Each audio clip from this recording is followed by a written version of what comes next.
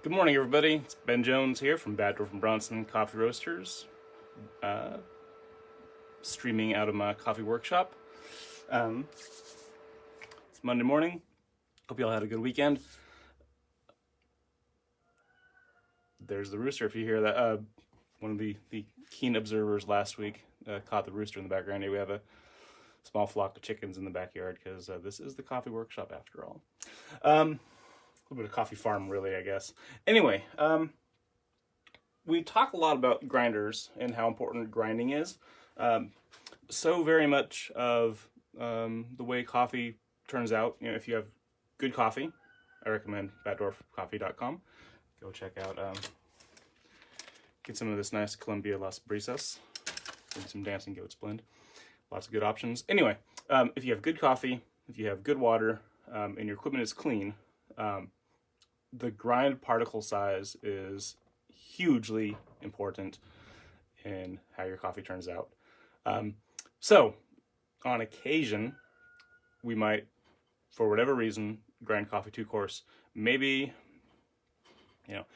somebody bought you some coffee and they had it ground at the coffee shop, and they didn't quite know how to grind it, and it was a little bit too coarse for what you need.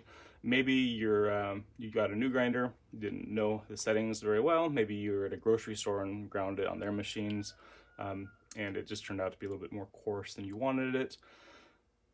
Maybe you made a French press last night or yesterday and forgot to change your grind setting back. So what we're looking at today is I have 19 grams of coffee that I haven't ground yet, so I'm parting the noise here for a minute.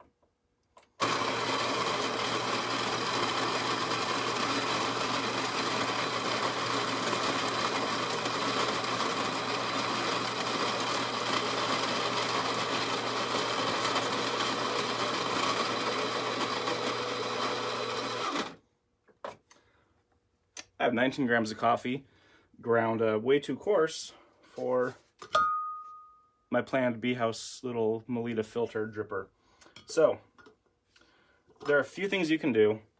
One is to employ some dripper technique with your gooseneck and do a very slow drip.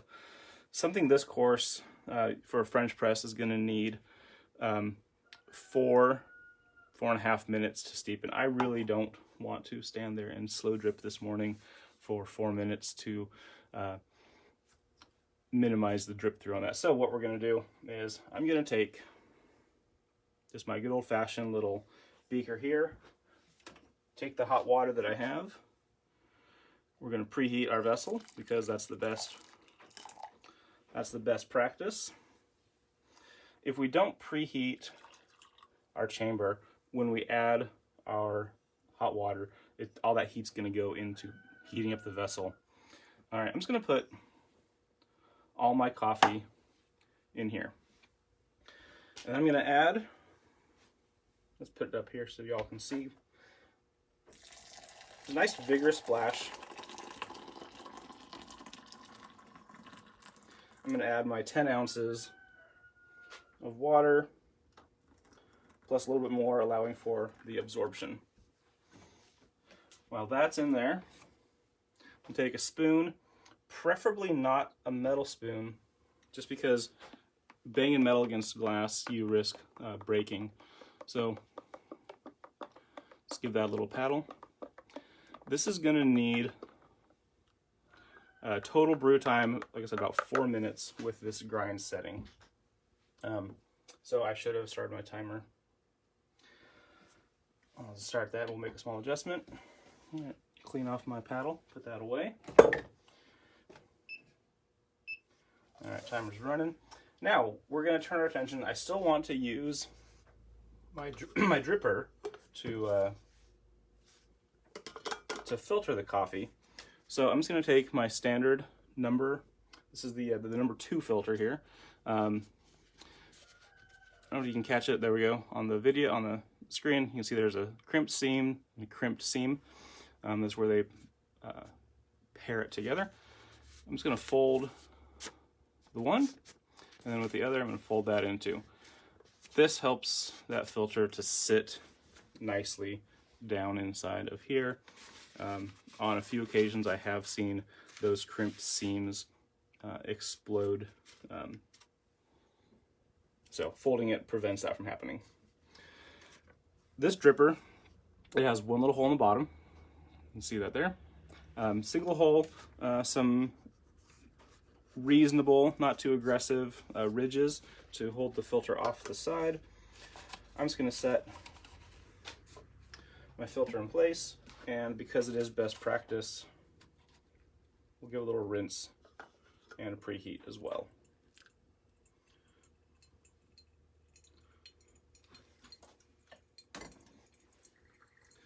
All right.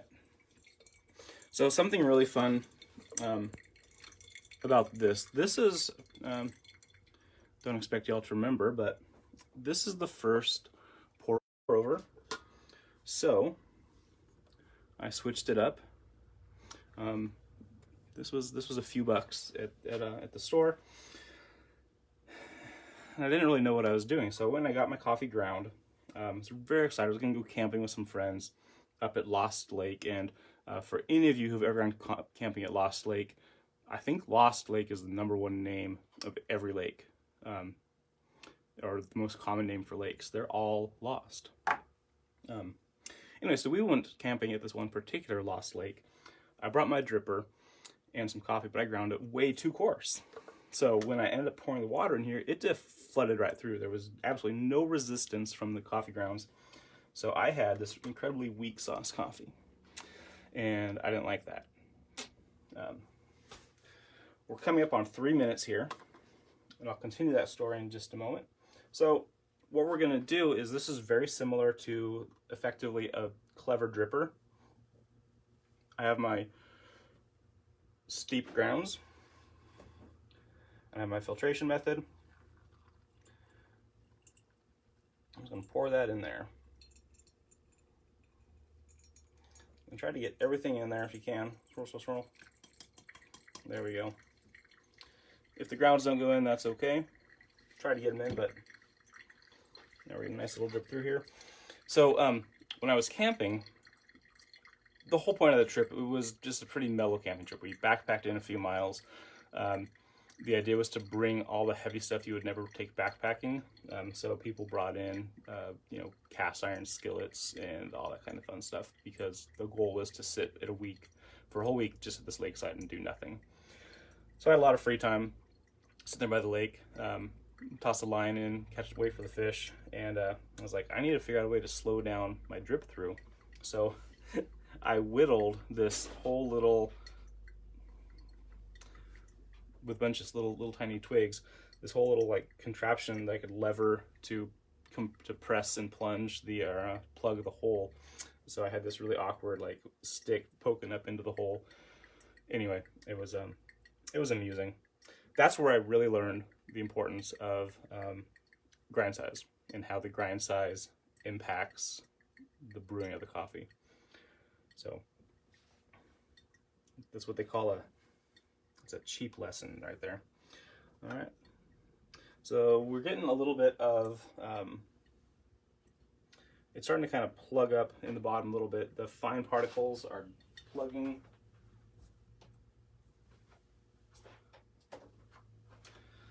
It's kind of plugging the filter. So I'm gonna take a spoon, this is just my cupping spoon, and I'm just gonna lift some of the particles off the bottom to get those to drip through. And one of the things I love about these live videos is we get all kinds of fun things that happen that don't normally happen. I haven't gotten a clogged up filter like this in a long, long time. It happens on occasion, I suppose. But that sure doesn't want to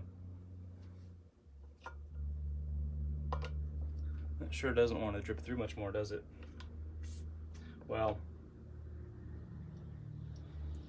this isn't the standard operating procedure on this isn't the way it normally goes. Normally you'd put it on there and it would flood through. I don't know what I did wrong. I don't know what I did different. This is embarrassing. Always on the live videos. So let's going to take this and we'll just call this done. I'll just pull that whole thing there. Well, I do have some coffee.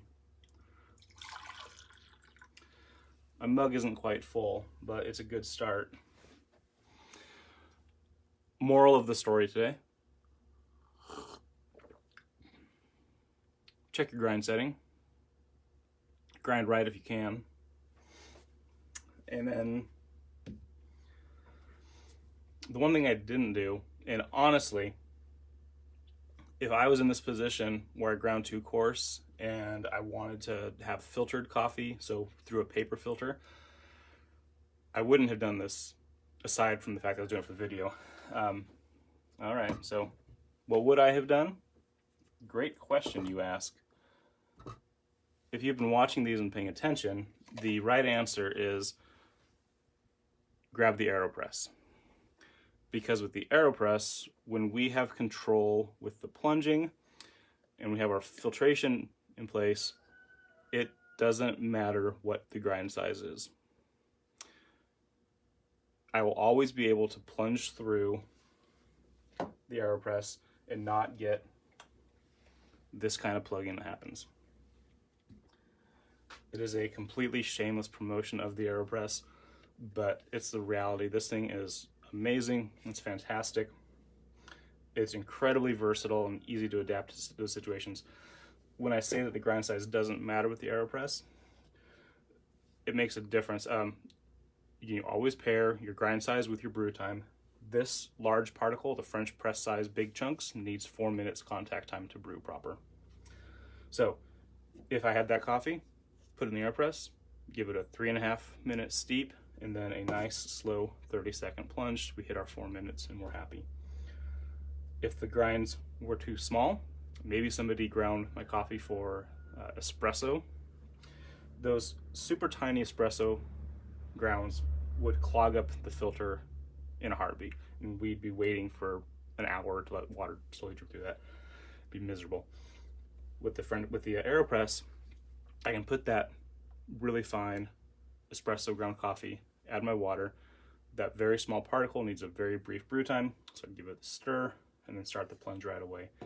Challenge then with the fine grounds, more resistance plunging through. So you plunge, lift a little bit, plunge, lift a little bit, plunge, and just keep doing that. So, lesson for the day: watch your grind, and I think it's time everybody gets an AeroPress. It's pretty amazing. Decent cup of coffee here too. Thanks for joining us, everybody. I'll be back on Friday. Try to do something fun.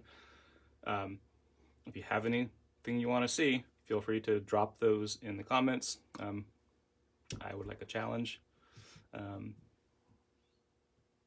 we'll see what we can do. Take care, everybody. Have a good week.